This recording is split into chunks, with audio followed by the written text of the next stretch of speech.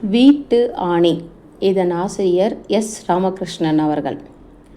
நன்மாறன் எப்பொழுதும் போல வீடு திரும்பி உடை மாற்றிக்கொண்டு முகம் கழுவச் சென்றபோது ஆணியில் மாட்டப்பட்ட அவனது சட்டை நழுவி கீழே விழுந்தது. அதை கவனிக்காமல் பின்வாசலுக்கு சென்றான். தொட்டியில் இருந்த நீரில் ஆகாசம் விழுந்து கிடந்தது. அவன் தன் கைகளால் ஆகாசத்தை தண்ணீரை விட்டு விலக்கிவிட்டு முகத்தில் அடித்து கொண்டான். திரும்பும் போது தரையில் விழுந்து கிடந்த தனது சட்டையை ஆணியில் எடுத்து மாட்ட வேண்டும் என்று தோன்றியது. நெருங்கி சென்று ஆணியில் மாட்டும்போது ஆணியை உற்று பார்த்தான். துருவேறிய ஆணியின் தலை நெளிந்து போயிருந்தது. யார் அதை சுவரில் அடித்தது என்ற கேள்வி அவனுக்குள் உண்டானது.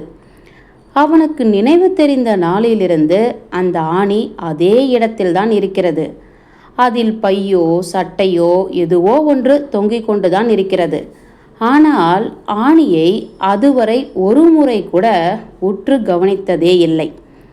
இதுவரை பார்த்திராத பொருளை கவனிப்பது போல ஆர்வத்துடன் ஆணியை பார்க்க துவங்கினான்.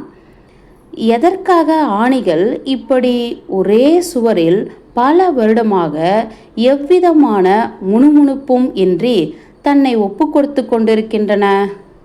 ஒரே சுவரில் இருந்தபோதும் ஒரு ஆணியும் மற்றொரு ஆணியும் ஒன்றோடு ஒன்று ஏன் பேசிக்கொள்வதே இல்லை?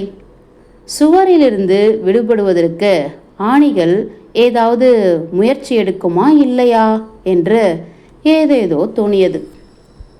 சட்டென்று தானும் அந்த ஆணியைப் போல ஒரே வீட்டில் 25 வருடமா வாழ்ந்து கொண்டிருக்கிறோமோ? ஒருவேளை இதுபோலவே நமது வாழ்வும் முடிந்து விடுமா என்ற அச்சம் உருவாக துவங்கியது. தன் விரலால் ஆணியை தடவி பார்த்தான். அதன் இறுக்கம் குற்ற உணர்ச்சியை உள்ளாக்கியது. எந்த ஆணியும் தன்னை சுவரில் அடிப்பதற்கு ஒருபோதும் சம்மதித்து இருக்காது. எதற்காக ஆணிகள் இப்படி தங்களை யாருடைய கையிலேயோ ஒப்படைத்துவிட்டு இயக்கமற்று போகின்றன என்று ஆத்திரமாக வந்தது. ஆணியாகவே இருந்தாலும் ஏதாவது ஒரு கப்பலின் அடிப்பகுதியில் அடிக்கப்பட்டிருந்தால் கடல் கடந்து போய் இருந்திருக்கலாம். அல்லது ஒரு பியோனாவின் கால்கட்டையில் அடிக்கப்பட்டிருந்தால் இசையை ரசித்திருக்கலாம். அப்படியின்றி ஏன் இப்படி ஒரு காரை சுவரில் வந்து மாட்டிக்கொண்டது? பார்க்க பார்க்க ஆணி யாரையோ நினைவுபடுத்துவது போல் இருந்தது. ஆமாம், அது அம்மாவை நினைவுபடுத்துகிறது. அம்மா இந்த ஆணியைப் போல இதே வீட்டில் 40 வருடத்திற்கு மேலாக இருந்தாள். அவளிடம் சலிப்போ முணுமுணுப்போ இல்லை. தலையிருந்து ஆணிகள் பேசாமல் இருப்பதற்கு காரணம் அவை மனித இரகசியங்கள் அறிந்தவை என்பதால் தானவோ என்று தோணியது.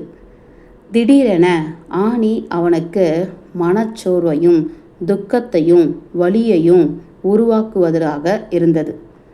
ஆணியை பற்றி நினைக்காமல் இருக்க ஒரே வழி அதை மறைத்து விடுவது மட்டும்தான் என்றபடியே தனது சட்டையை எடுத்து அவசரமாக ஆணியில் மாட்டிவிட்டு தொலைக்காட்சி பார்க்க துவங்கினான். ஆணியில் இருந்த சட்டை காற்றில் ஆடிக்கொண்டிருந்தது. ஏன் இந்த ஆணி தன் வீட்டில் வந்து மாட்டிக்கொண்டது என்ற குற்ற உணர்ச்சி அவனுக்குள் மெல்ல பீரிடத் துவங்கி இரவெல்லாம் தூக்கமற செய்தது. மறுநாளில் இருந்து அவன் ஆணியை நிமிர்ந்து பார்க்காமல் வீட்டில் வாழத் துவங்கினான். அதை தவிர அவனுக்கு வேறு வழிகள் எதுவும் தெரியவில்லை. முற்றும். இதன் ஆசிரியர்